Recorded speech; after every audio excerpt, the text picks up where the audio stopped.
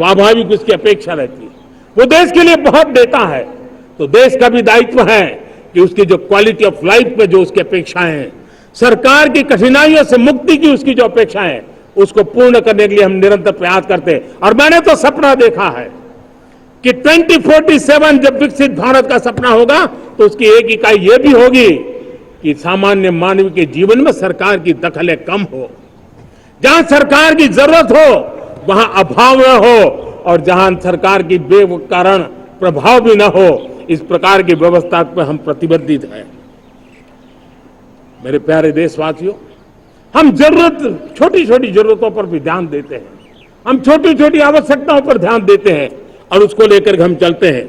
चाहे हमारे गरीब का घर का चूल्हा जलता रहे, गरीब की मां को कभी आंसू पी करके सोना न पड़े, और इसके लिए मुफ्त इलाज की योजना हमारी चल रही है। बिजली, पानी, गैस अब सैचुरेशन के मूड पर है, और जब हम सैचुरेशन की बात करते हैं वो 100% होता है। जब सैचुरेशन होता है तो उसको जातिवाद का रंग नहीं लगता है। जब सैचुरेशन होता है तो उसमें पांथिकता का रंग नहीं लगता है। जब सैचुरेशन का मंत्र होता है तब सच्चे अर्थ में सबका साथ सबका विकास का मंत्र साकार होता है। लोगों के जीवन में सरकार की दखल कम हो, उस दिशा में हमने हजारों कंप्लायंसेस के लिए सरकार सामान्य मानवी पर बोझ डालती थी, उन सारे कंप्लायंसेस को दूर किया। हमने देशवासियों के लिए 1,500 से ज्यादा कानूनों को खत्म कर दिया ताकि कानूनों की जंजाल के अंदर देशवासियों को फंसना न पड़े। हमने छोटी छोटी गलतियों के कारण ऐसे कानून बने थे उनको जेल में अंदर धकेल दिया जाए। हमने उन छोटे छोटे कारणों से जेल जाने के जो परंपराएं थी उन सारे कानूनों को नष्ट कर दिया और उसको कानूनों को जेल भेजने के प्रावधान को व्यवस्था से बाहर कर दिया है। आज हमने जो आजादी की विरासत के गर्व की बात हम जो करते हैं, सदियों से हमारे पास जो क्रिमिनल लॉ थे, आज हमने उसको नए क्रिमिनल लॉ जिसको हमने न्याय संहिता के रूप में, और जिसके मूल में दंड नहीं पर नागरिक को न्याय, इस भाव को हमने प्रबल बनाया है। ईज ऑफ लिविंग बनाने के लिए देशव्यापी मिशन में काम करें।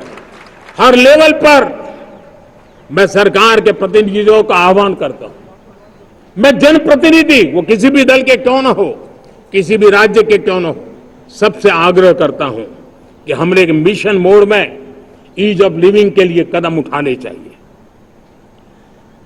मैं हमारे युवाओं को, प्रोफेशनल्स को, सबको मैं कहना चाहता हूं, आप अपने स्थान पर जहां पर आपको छोटी छोटी दिक्कतें होती है, आप उसके सॉल्यूशन को लेकर के सरकार को चिट्ठी लिखते रहिए। सरकार को बताइए कि बिना कारण की कठिनाइयां है, उसको दूर करने से कोई नुकसान नहीं है। मैं पक्का मानता हूं आज सरकारें संवेदनशील है। हर सरकार, स्थानीय स्वराज्य की संस्था होगी या राज्य सरकार होगी या केंद्र सरकार होगी, उसको तवज्जो देगी। गवर्नेंस में रिफॉर्म्स, ये हमें विकसित भारत 2047 के सपने के लिए हमने उसको जोर लगा करके आगे बढ़ाना होगा, ताकि सामान्य मानवी के जीवन में अवकाश ही अवकाश पैदा हो, रुकावटें खत्म होती चली जाए। नागरिकों का डिग्निटी ऑफ सिटीजन, नागरिकों के जीवन में सम्मान मिले। डिलीवरी के संबंध में कभी किसी को ये कहने की नौबत ना आया कि ये तो मेरा हक था कि मुझे मिला नहीं, उसको खोजना ना पड़े। सरकार के गवर्नेंस में डिलीवरी सिस्टम को और मजबूती चाहिए। आप देखिए, देश में जब हम रिफॉर्म की बात करते हैं, आज देश में करीब 3 लाख संस्थाएं काम कर रही है, चाहे पंचायत हो, नगर पंचायत हो, नगर पालिका हो, महानगर पालिका हो, यूटी हो, स्टेट हो, डिस्ट्रिक्ट हो, केंद्र, छोटी मोटी 3 लाख करीब इकाइयां हैं। अगर ये हमारे 3 लाख इकाइयों को मैं आज आह्वान करता हूं कि अगर आप साल में अपने स्तर पर जिन चीजों की जरूरत है सामान्य मानवी के लिए, 2 रिफॉर्म करें। ज्यादा नहीं कह रहा हूं मेरे साथियों, एक पंचायत हो, एक राज्य सरकार हो, कोई विभाग हो, सिर्फ 1 साल में 2 रिफॉर्म और उसको जमीन पर उतारें। आप देखिए, हम देखते ही देखते 1 साल में करीब करीब 25-30 लाख रिफॉर्म कर सकते हैं। जब 25-30 लाख रिफॉर्म हो जाए तब सामान्य मानवी का विश्वास कितना बढ़ जाएगा, उसकी शक्ति राष्ट्र को नई ऊंचाई पर ले जाने में कितनी काम आएगी। और इसलिए हम अपने स्तर पर होती है चलती से मुक्ति पाकर के बदलावों के लिए आगे आए, हिम्मत के साथ आगे आए। और सामान्य मानवी की जरूरत तो छोटी छोटी जरूरत होती है, पंचायत लेवल पर भी वो मुसीबतें झेल रहा है, उन मुसीबतों से हम मुक्ति दिलाएं तो मुझे पक्का विश्वास है कि हम सपनों को पार कर सकते हैं। मेरे प्यारे देशवासियों, आज देश आकांक्षाओं से भरा हुआ है। हमारे देश का नौजवान नई सिद्धियों को चूमना चाहता है, नए नए शिखरों पर वो कदम रखना चाहता है। और इसलिए हमारी कोशिश है हर सेक्टर में कार्य को हम गति दें, तेज गति दें। और उसके द्वारा पहले हम हर सेक्टर में नए अवसर पैदा करें। दूसरा, ये बदलती हुई व्यवस्थाओं के लिए जो सपोर्टिव इंफ्रास्ट्रक्चर चाहिए, उन इंफ्रास्ट्रक्चर पर हम बदलाव के मजबूती देने की दिशा में काम करें। और तीसरी बात है, नागरिकों की मूलभूत सुविधाओं के विषय में हम प्राथमिकता दें, उसको बल दें। इन तीनों भारत में एक एस्पिरेशनल सोसाइटी का निर्माण किया है और उसके परिणाम स्वरूप आज समाज खुद एक विश्वास से भरा हुआ है। हमारे देशवासियों की आकांक्षा है, उनके एस्पिरेशंस, हमारे नौजवानों की ऊर्जा हमारे देश के सामर्थ्य के साथ जोड़ करके हम आगे बढ़ने की एक ललक लेकर के चल रहे हैं। मुझे विश्वास है रोजगार और स्वरोजगार नए रिकॉर्ड के अवसर पर हम काम किया है। प्रति व्यक्ति आज आय दोगुनी करने में हम सफल हुए हैं। ग्लोबल ग्रोथ में भारत का योगदान बड़ा है। भारत का एक्सपोर्ट लगातार बढ़ रहा है। विदेशी मुद्रा भंडार लगातार बढ़ा हुआ है, पहले से 2 गुना पहुंचा है। ग्लोबल संस्थानों का भारत के प्रति भरोसा बढ़ा है।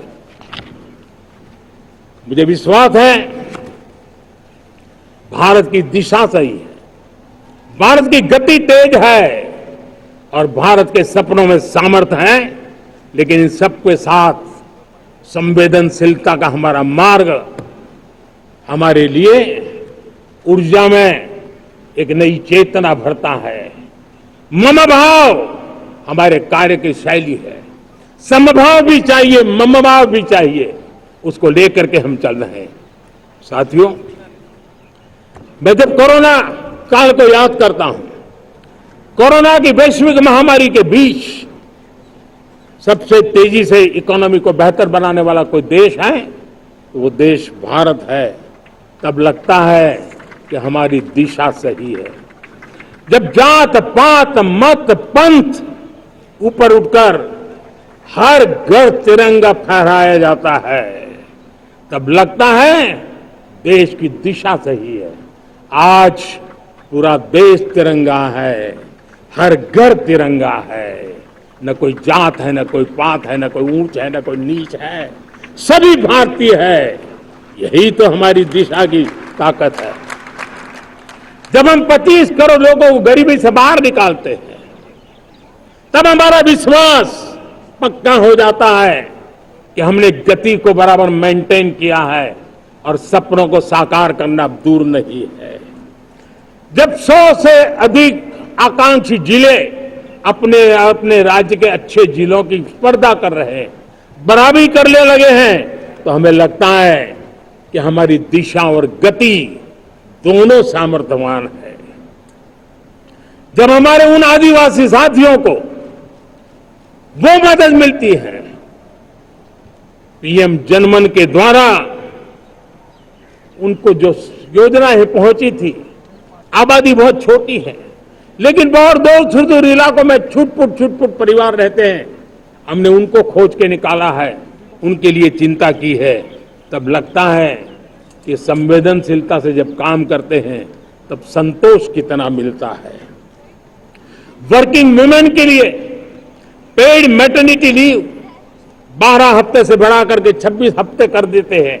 तब सिर्फ नारी का सम्मान ही करते इतना नहीं है, नारी के प्रति संवेदनशील भाव से निर्णय करते इतना नहीं, लेकिन उसके गोद में जो बच्चा पला है ना, उसको एक उत्तम नागरिक बनाने के लिए मां की जो जरूरत है उसमें सरकार रुकावट न बने, इस संवेदनशील भावना से उस निर्णय को हम करते हैं।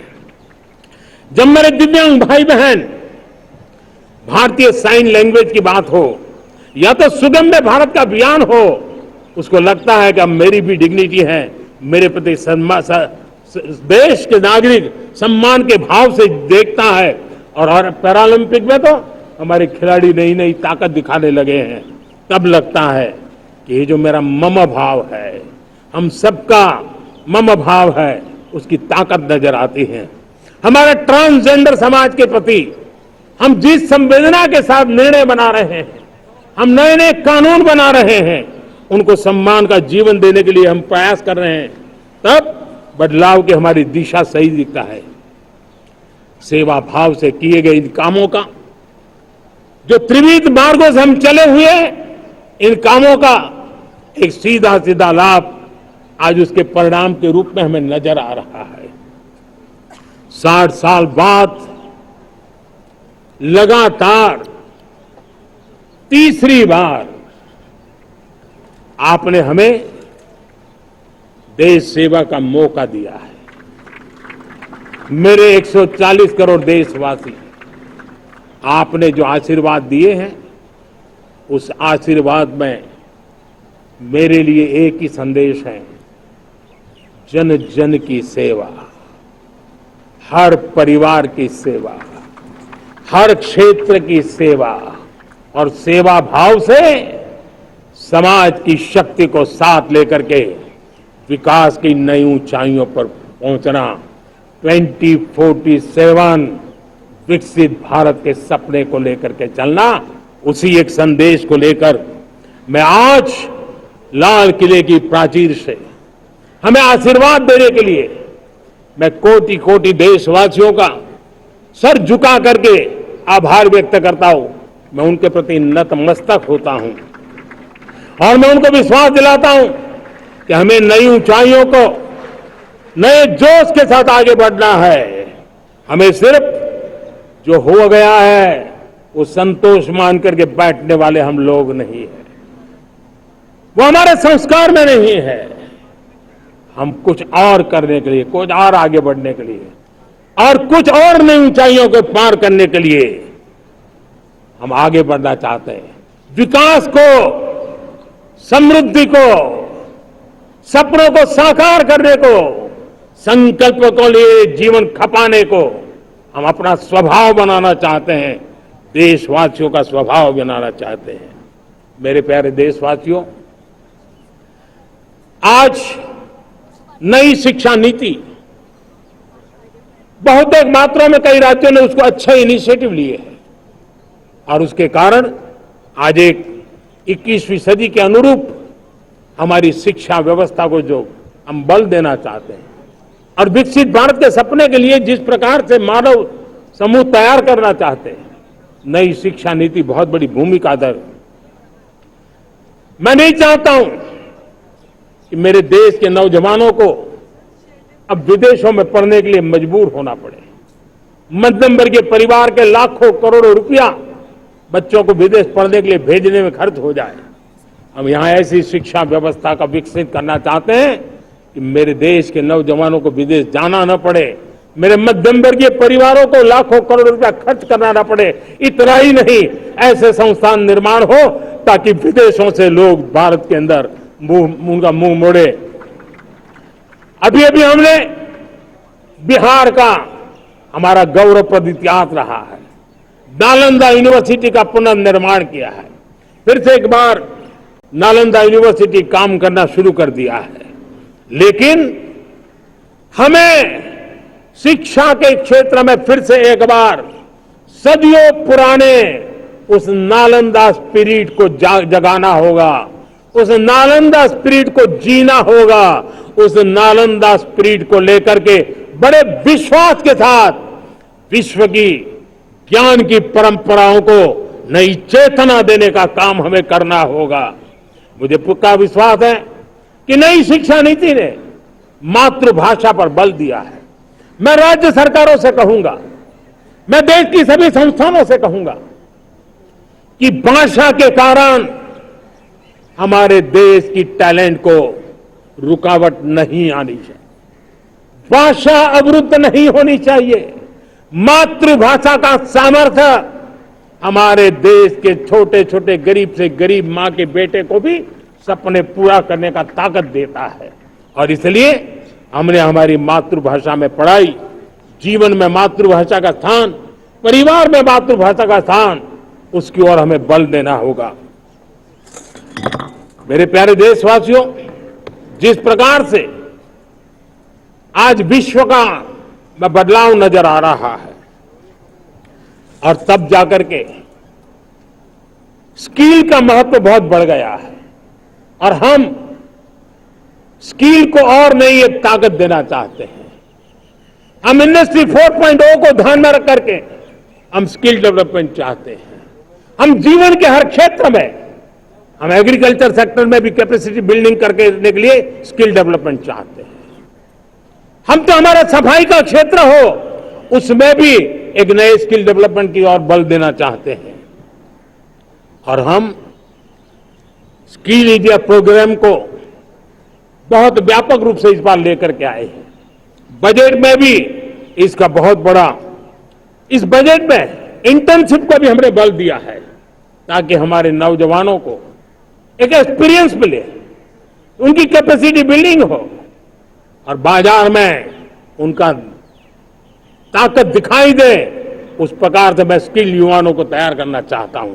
और जैसे कई बार, और दोस्तों, आज विश्व की परिस्थिति को देखते हुए मैं साफ साफ देख रहा हूं कि भारत का स्किल्ड मैन पावर जो है, हमारा स्किलफुल जो नौजवान है, वो ग्लोबल जॉब मार्केट में अपनी धमक बनाए। हम उस सपने को लेकर के आगे चल रहे हैं। साथियों, विश्व जिस तेजी से बदल रहा है, जीवन के हर क्षेत्र में साइंस और टेक्नोलॉजी का महत्व बढ़ता चला जाने वाला है। हमें साइंस को बहुत बढ़ देने की आवश्यकता है। और मैंने देखा, चंद्रयान की सफलता के बाद हमारे स्कूल कॉलेज के अंदर साइंस और टेक्नोलॉजी के प्रति एक नई रुचि का वातावरण बना है, नई दिलचस्पी बढ़ी है। तब हमारे शिक्षा संस्थानों ने ये जो मनोभाव बना है, उसको नर्चर करने के लिए आगे आना होगा। भारत सरकार ने भी रिसर्च के लिए सपोर्ट बढ़ा दिया है। हमने ज्यादा से ज्यादा चेयर स्थापित किए हैं।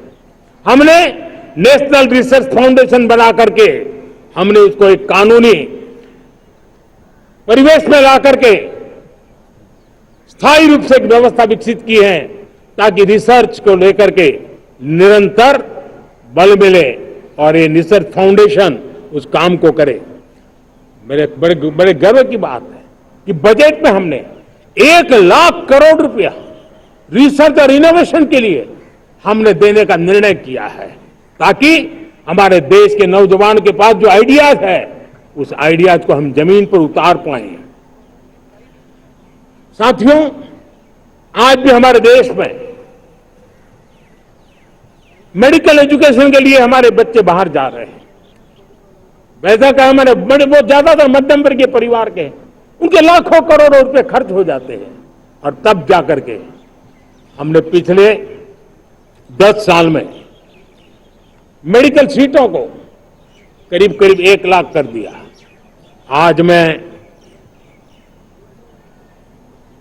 करीब करीब 25,000 युवा हर साल विदेश में मेडिकल एजुकेशन के लिए जाते हैं। और ऐसे ऐसे देश में जाना पड़ रहा है, कभी कभी जब मैं सुनता हूं तो हैरान हो जाता हूं।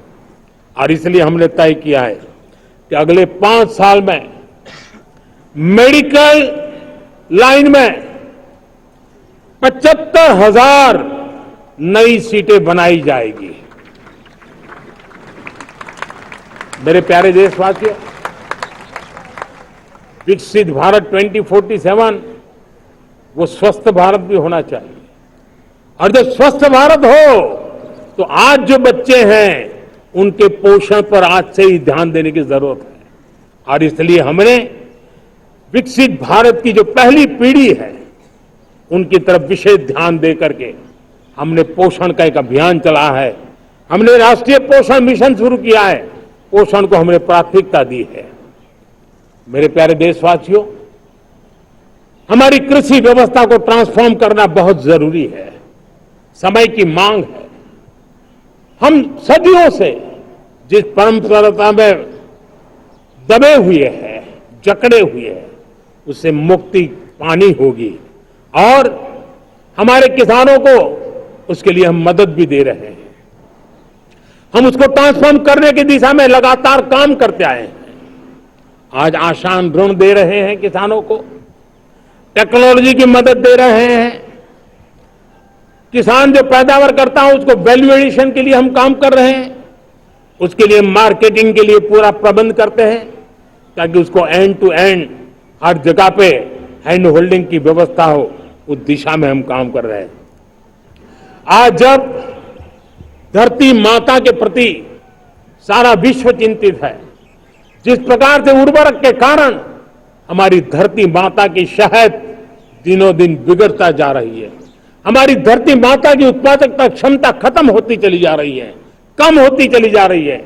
और उस समय मैं मेरे देश के लाखों किसानों का आभार व्यक्त करना चाहता हूं जिन्होंने प्राकृतिक खेती का रास्ता चुना है और हमारी धरती माता की सेवा करने का भी उन्होंने बीड़ा उठाया है। और इस बार बजट में भी हमने प्राकृतिक खेती को बल देने के लिए बहुत बड़ी योजनाओं के साथ बहुत बड़ा बजट में प्रावधान किया है। मेरे प्यारे देशवासियों, आज दुनिया की स्थिति में देखता हूं पूरा विश्व होलिस्टिक हेल्थ केयर की तरफ मुड़ रहा है और तब उनको ऑर्गेनिक फूड ये उनकी प्रथम पसंद बनी है। आज विश्व के लिए ऑर्गेनिक फूड का अगर कोई फूड बास्केट बन सकता है तो मेरे देश का किसान बना सकता है, मेरा देश बन सकता है। और इसलिए हम आने वाले दिनों में उस सपने को लेकर के आगे चलना चाहते हैं ताकि ऑर्गेनिक फूड की जो विश्व की मांग है उस ऑर्गेनिक फूड का बास्केट हमारा देश कैसे बने, किसानों का जीवन आसान बने, गांव में टॉप क्लास इंटरनेट कनेक्टिविटी मिले, किसानों को स्वास्थ्य सुविधाएं मिले, किसान के बच्चों को पढ़ने के लिए स्मार्ट स्कूल अवेलेबल हो, किसान के बच्चों को रोजगार उपलब्ध हो। छोटी छोटे खेती के टुकड़ों पर पूरा परिवार आज जीना बड़ा मुश्किल हो रहा है, तब उनके नौजवानों के लिए वो स्किल मिले ताकि उनके नए रोजगार मिले, नए आय के साधन बने। इसका एक कॉम्प्रिहेंसिव प्रयास हम कर रहे हैं। बीते वर्षों में वुमेन लेड डेवलपमेंट मॉडल पर हमने काम किया है। इनोवेशन हो, एम्प्लॉयमेंट हो, एंटरप्रेन्योरशिप हो, हर सेक्टर में महिलाओं के कदम बढ़ते जा रहे हैं। महिलाएं सिर्फ भागीदारी बढ़ा रही है ऐसा नहीं, महिलाएं नेतृत्व दे रही है। आज अनेक क्षेत्रों में, आज हमारे रक्षा क्षेत्र में देखिए, हमारा एयरफोर्स हो, हमारी आर्मी हो, हमारी नेवी हो, हमारा स्पेस सेक्टर हो, आज हमारी महिलाओं का हम दमखम देख रहे हैं देश के लिए। लेकिन दूसरी तरफ कुछ चिंता की बातें भी आती हैं और मैं आज लाल किले से फिर बार एक अपनी पीड़ा व्यक्त करना चाहता हूं। एक समाज के नाते हमें गंभीरता से सोचना होगा कि हमारी माताओं, बहनों, बेटियों के प्रति जो अत्याचार हो रहे हैं उसके प्रति देश का आक्रोश है, जन सामान्य का आक्रोश है। इस आक्रोश को मैं महसूस कर रहा हूं। इसको देश को, समाज को, हमारे राज्य सरकारों को गंभीरता से लेना होगा। महिलाओं के विरुद्ध अपराधों की जल्द से जल्द जांच हो, राक्षसी कृत्य करने के वालों को जल्द से जल्द कड़ी सजा हो, वो समाज में विश्वास पैदा करने के लिए जरूरी है।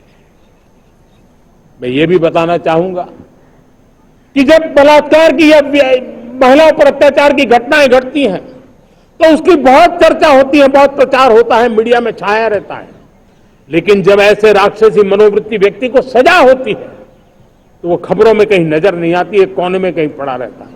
अब समय की मांग है कि जिनको सजा होती है उसकी व्यापक चर्चा हो, ताकि ऐसा पाप करने वालों को भी डर पैदा हो कि ये पाप करने की हालत ये होती है कि फांसी पर लटकना पड़ता है। और मुझे लगता है कि डर पैदा करना बहुत जरूरी है। मेरे प्यारे देशवासियों, हमारे देश में ऐसी एक आदत बन गई थी स्वभाव से, हम देश को कम आंकना, देश के प्रति गौरव के भाव का अभाव होना, ये पता नहीं क्यों हमारे जहन में घुस गया था। और हम तो कभी कभी तो लेट आए तो कहते थे इंडियन टाइम, शर्म के साथ हम बोल देते थे।